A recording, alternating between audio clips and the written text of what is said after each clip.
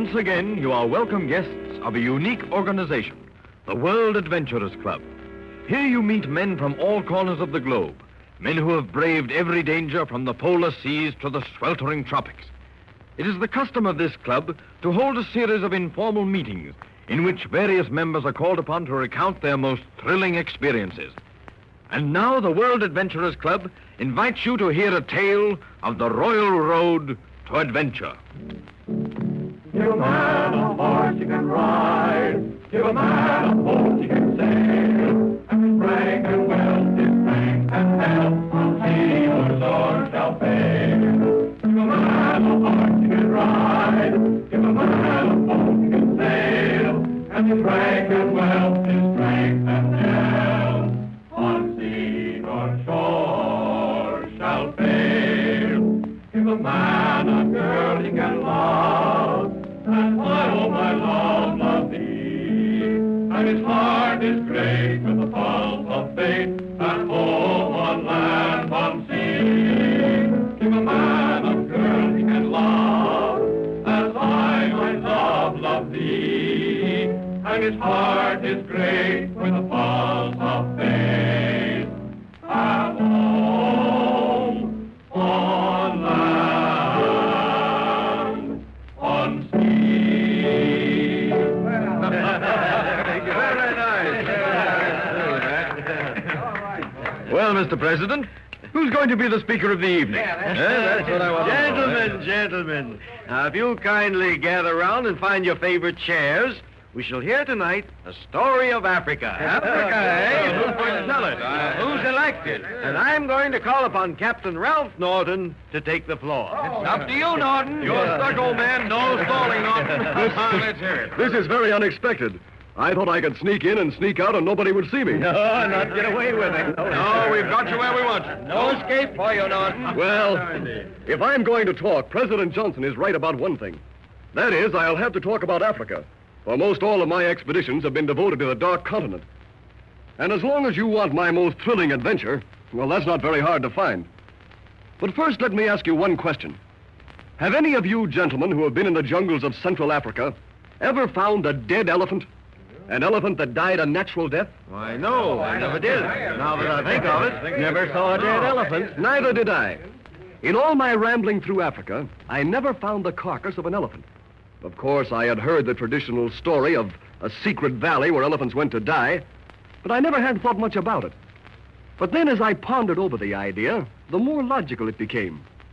The elephant is an instinctive beast, and it's not at all unnatural that he should literally pick himself a graveyard. Yes, I've heard that theory, but has it ever been proved? Gentlemen, with my own eyes, I have seen the graveyard of the elephants. You actually How did you find it? Why, it must be worth a fortune. The wealth of ivory deposited there is worth millions of dollars.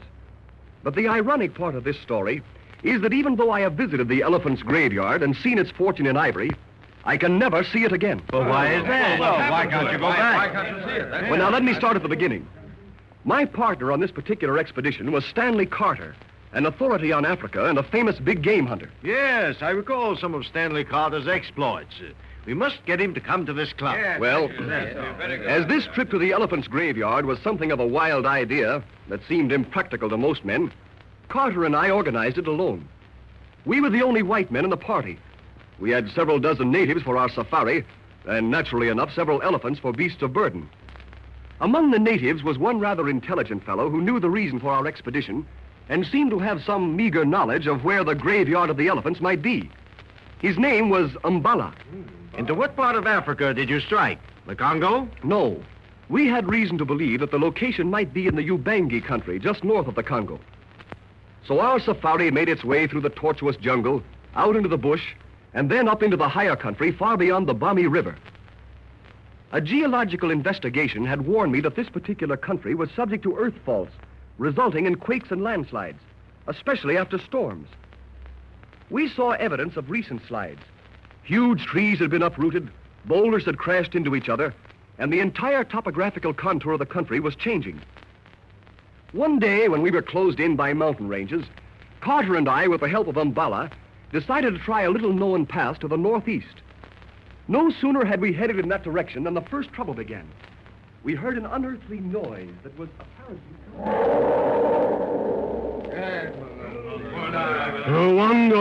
Wango, Zango, What's that? What's the matter? What's the matter back there? What's wrong, Umbala? Elephant much frightened. Him no like this place. Him yell. Halt! Everybody halt! Is it all 3 elephants or just the leader? Oh, boss elephant no want to go on. Him scare. Others scare too. Temperamental elephants. Well, no safari can be stopped for that. Come on there, Bosco. Take it easy, old boy. Nothing's going to hurt you. Listen, Carter, that's a good sign. Maybe we're near the place. Maybe they're afraid to go near their own graveyard. By gad, that's an idea. Let's try to go on. Keep an eye on them, Umbala. Forward! Everybody forward! All well and good, if they don't bolt. The natives are getting nervous, too. They're scared because the elephants are scared. I have a hunch we're on the right trail. The pass we're going through is safe enough. If they run, they can only run back the way we've come. You hear that? What's that? Wango, Munga, Shang. What is it, him, Umbala? Him devil god. Me know. Him kill all men. Him make earth move. Nonsense. It sounded like thunder. Well, it couldn't be. The sky's clear. Let's go on. We'll find out. Forward! Elephant him plenty scare. Him no like. I think you're scared, too. Watch those elephants, Umbala. We'll take care of your devil god. There's no use being scared by a... There it is again. Munga. We've got to find out what that is. Look, there's another pass leading off to the west. That's not on any map. Great Scott, man! Look there! Look across that valley! Bones, thousands of bleaching bones. Ivory! Look at the ivory! Hundreds of tons of ivory. We found it, Carter! The graveyard of the elephants! It'll be buried under thousands of tons of earth. Take your last look at it. Oh, I don't think so. Listen to those elephants. They're going to break. Hold them! Elephant think him die here. Him no like. Give me that goat. We've got to control them. Confound them. The natives are running too. Stop them, Umbala. Look, Carter! Look, a landslide! That's our thunder!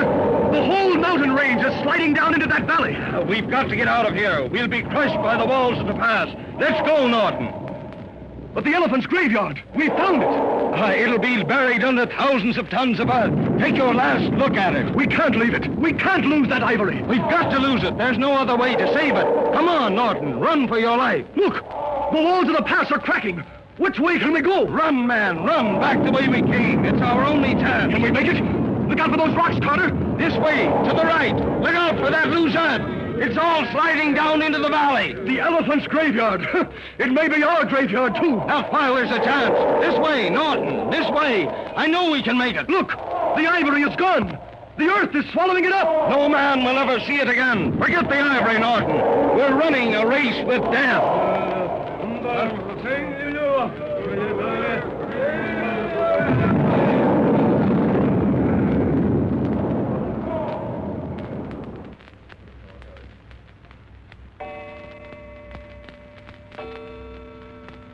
So that was our exciting but futile trip to the elephant's graveyard. Great trip.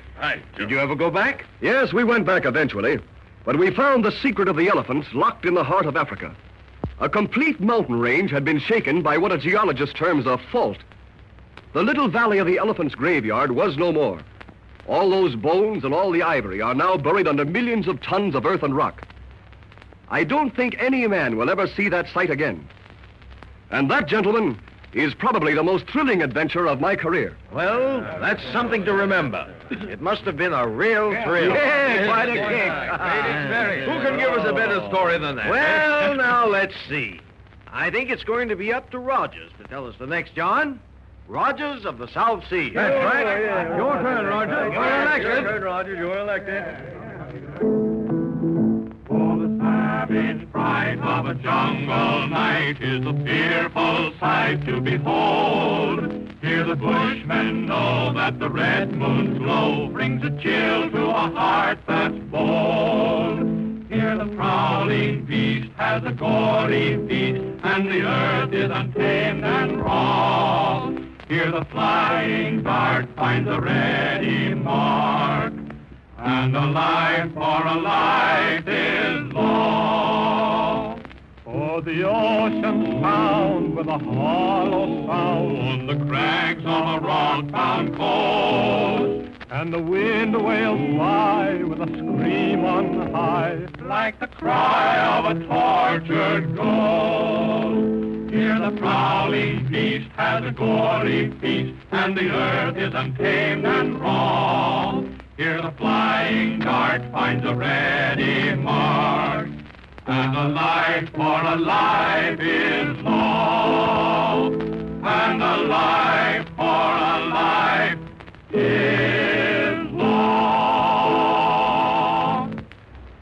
And as the World Adventurers Club bids you goodbye, they cordially invite you to pull up your chair and join their inner circle for the next of the strange adventures in strange lands.